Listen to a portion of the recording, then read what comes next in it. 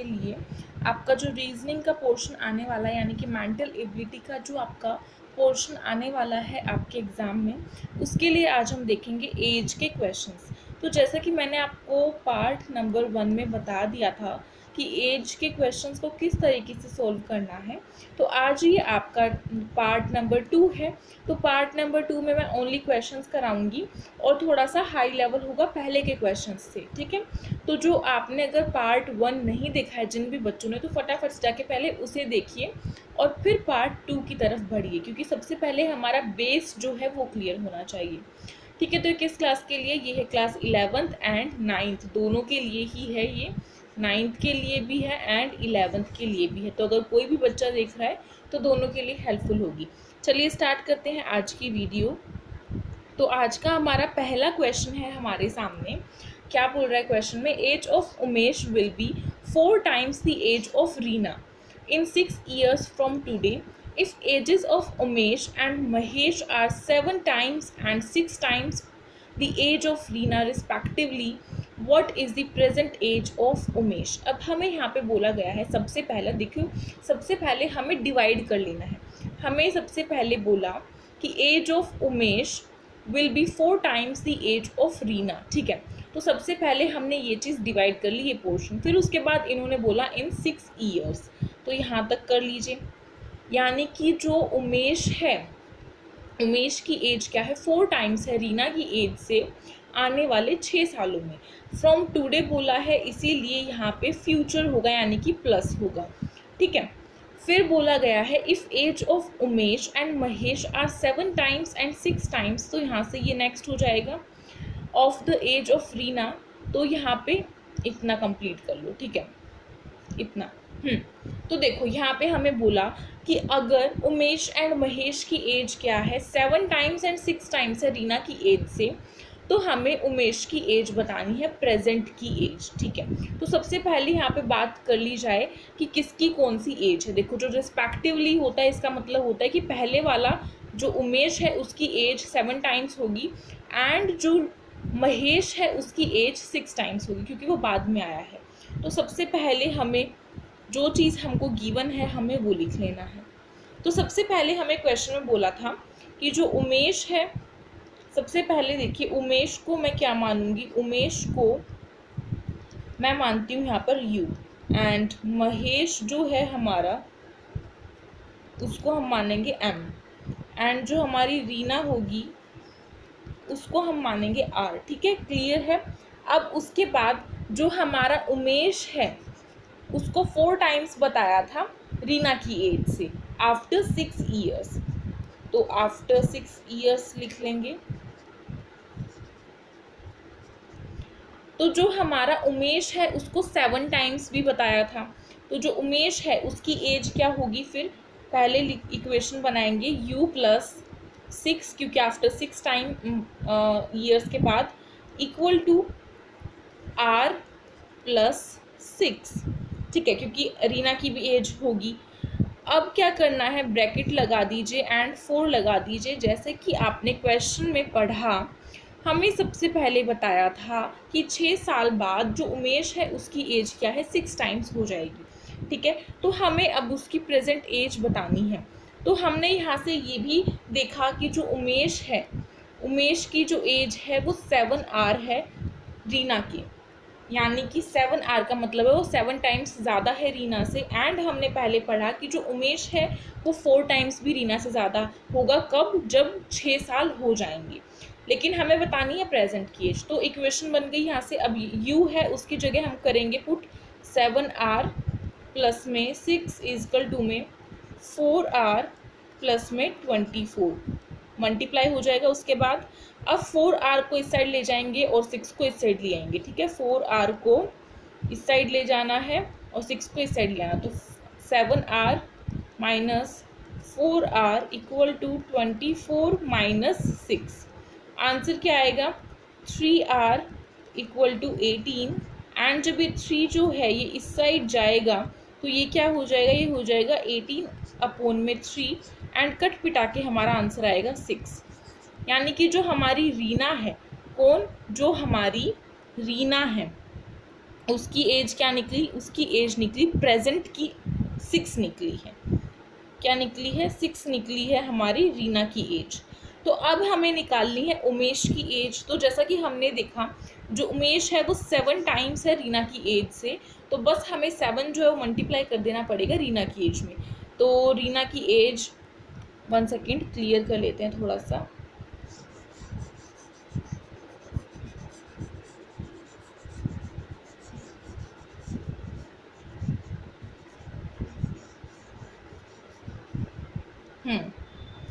हाँ, तो जो हमारा उमेश है, उमेश की प्रेजेंट की एज क्या होगी, उमेश की प्रेजेंट की एज होगी 7 मीन्स 7 इंटू 6, क्योंकि आर की वैल्यू क्या निकली है, 6 निकली है।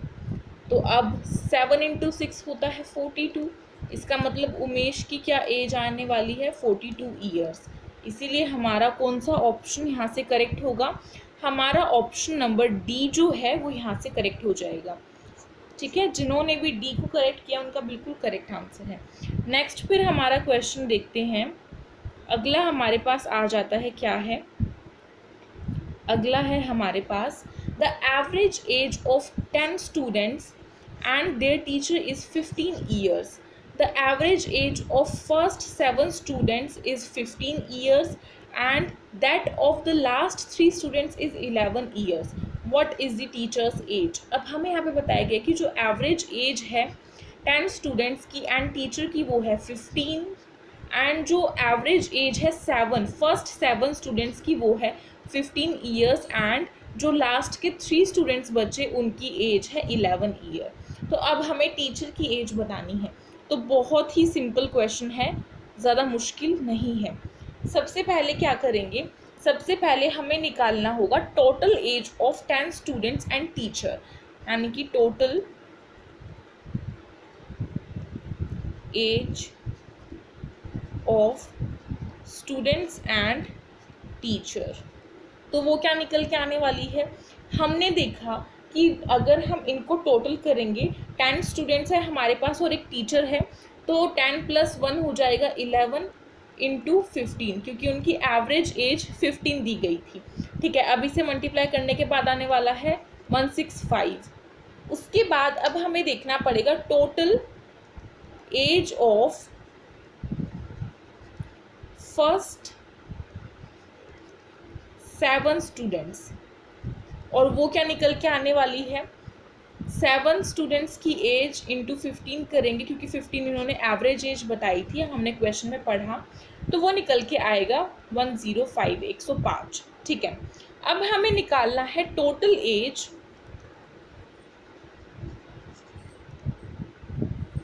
ऑफ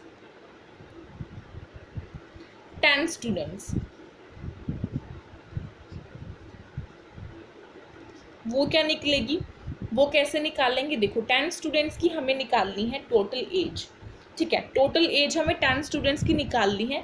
1 सेकेंड, उससे पहले हमें निकालना पड़ेगा जो हमारे लास्ट के 3 स्टूडेंट्स बच गए थे उनकी, 3 स्टूडेंट्स बच गए थे उनकी एज भी तो निकालनी पड़ेगी, तभी तो टोटल 10 स्टूडेंट्स की एज निकलने वाली है। तो 3 स्टूडेंट्स की एज क्या निकल के आएगी, 3 इंटू में 11, मैं यहाँ पे लिख रही हूँ क्योंकि पीछे हमने क्वेश्चन में पढ़ा था कि 11 दिया हुआ था, तो इक्वल टू करेंगे तो हमारा 32 आ जाएगा, 33 आ जाएगा। ठीक है, अब हमें टोटल 10 स्टूडेंट्स की एज निकालें, तो फटाफट से टोटल 10 स्टूडेंट्स की एज निकालेंगे। किस तरीके से, अभी निकाल के दिखाते हैं, बहुत ही सिंपल है।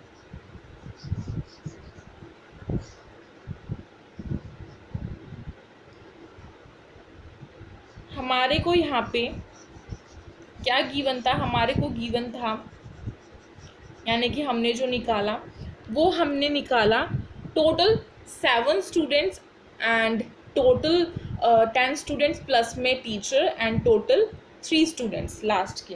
तो टोटल 10 स्टूडेंट्स की अगर हम निकालें, टोटल एज ऑफ 10 स्टूडेंट्स की अगर हम निकालें तो वो क्या निकलेगी, वो निकलने वाली है हमारी 105 प्लस में 33। वाई, बिकॉज हमने निकाला 7 स्टूडेंट्स का एंड 3 स्टूडेंट्स का, तो कुछ ये निकल के आया था 105 एंड 33। तो जब हम इनको ऐड करेंगे तो हमें निकलेगा 138। क्या निकलेगा? 138 निकलेगा। अब हमें निकालनी थी टीचर की एज, और हमें पता था कि हमारे 10 स्टूडेंट्स प्लस में टीचर की एज कितनी दी गई थी हमें, हमने जो निकाली थी वो थी 65। क्या थी? 65। तो अब टीचर की एज निकालनी बहुत ईजी है। 165 माइनस 138 करेंगे तो हमारा जो टीचर है उसकी एज निकल जाएगी। ठीक है, तो 165 माइनस 138 होगा 27, एंड जो हमारा टीचर है यहाँ से उसकी एज 27 जो है वो हो जाने वाली है। कैसे हुआ? दोबारा से पूरे प्रोसेस को समझो। पहले हमने निकाला total age of 10 students and teacher, 1 teacher थी। ठीक है, वो निकली 165। क्या निकली हमारी? वो निकली 165। फिर हमने निकाला टोटल ऑफ फर्स्ट 7 स्टूडेंट्स, वो निकला 105, and total age of 3 students वो निकला 33। फिर हमने टोटल एज ऑफ 10 स्टूडेंट्स निकाला, वो निकला 138। फिर हमने टीचर की एज निकालने के लिए इनमें से इसको कर दिया माइनस, एंड हमारे पास टीचर की एज आ गई 27। क्लियर है यहाँ से? तो ऑप्शन नंबर कौन सा करेक्ट होगा? ऑप्शन नंबर हमारा करेक्ट होगा सी वाला, 27। नेक्स्ट क्वेश्चन देखते हैं। अगर वीडियो अच्छी लग रही हो तो प्लीज़ इसे लाइक कर दीजिएगा। नेक्स्ट आपका क्वेश्चन है, Ram and Shyam average age is 65। Ram and Shyam की जो एवरेज एज है वो 65 है। The average age of Shyam and John, Ram, Shyam and John is 53। ठीक है, 53 है राम की, श्याम की और जॉन की। अब इन्होंने पूछा what is the age of John, हमें जॉन की एज निकालनी है। तो सबसे पहले जो जो चीज़ें हमें गिवन है हम वो लिखेंगे।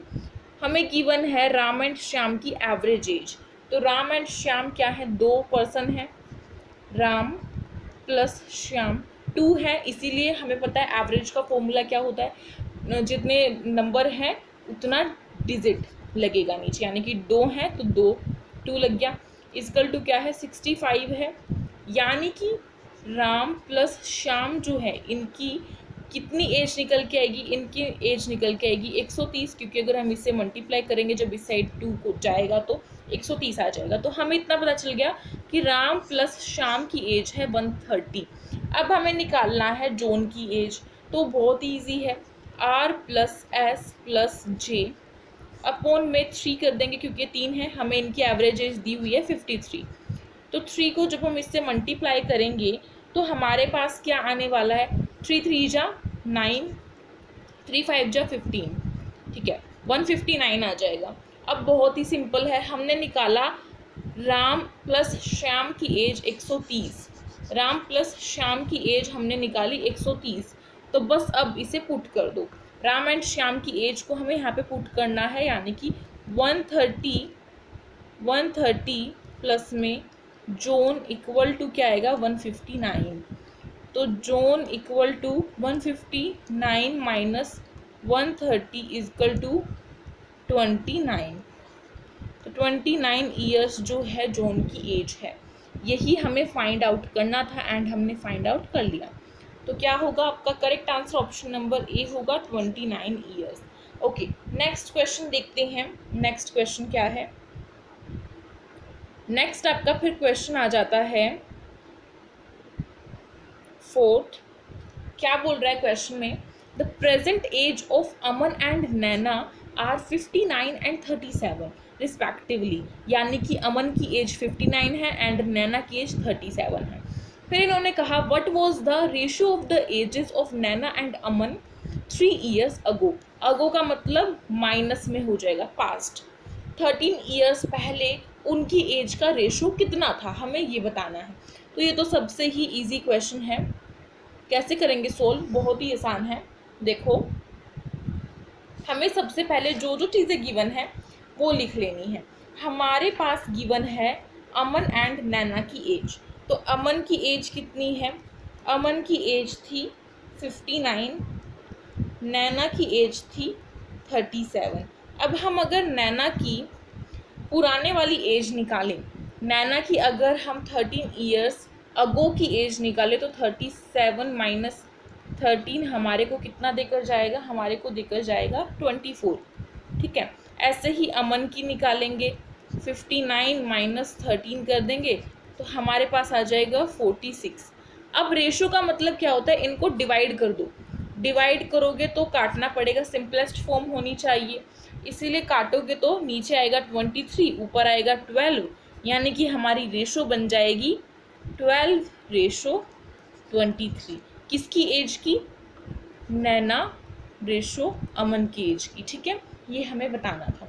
क्लियर है, तो 12:23 हमारा जो आंसर है वो आ जाएगा।